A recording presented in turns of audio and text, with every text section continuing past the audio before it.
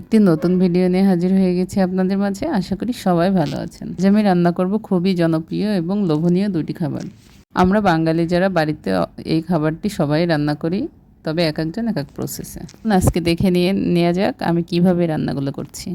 শুরুতে আমি লাউগুলোকে ছুলে নিয়েছি, আর ছোলার পরে এখন আমি কুচি করে কেটে নিচ্ছি, কারণ আজ আমি রান্না করব লাউ চিংড়ি আর মসুরির ডাল দিয়ে টমেটো। আমার বাসায় সবাই এই খাবার দুটি খুবই পছন্দ করে।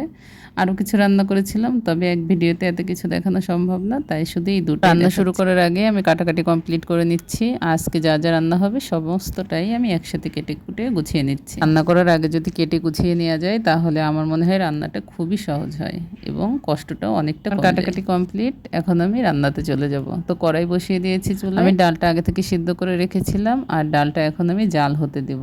তো লবণ হলুদ দিয়ে আমি আগে ডালটাকে কিছুক্ষণ জাল করে নেব। এই মুসুরির ডালটা না খুবই মজাদার হয় খেতে, আর যদি একটু ধনিয়া পাতা থাকতো আরও বেশি টেস্টি হতো। তো আজকে যেহেতু ধনিয়া পাতা ছিল না, আমি ধনিয়া পাতা ছাড়াই রান্না। যখন জাল উঠে গেছে তখন আমি টমেটোগুলো দিয়ে দিয়েছি, আর এর আগে দিয়েছি পেঁয়াজ, কাঁচামরিচ আর একটু রসুন কুচি। সে চুলায় আমি একটা কড়াই বসিয়ে দিয়েছি, আর তাতে কিছুটা সরিষা আর শুকনো মরিচ ফোড়ন দিয়ে দিয়েছি।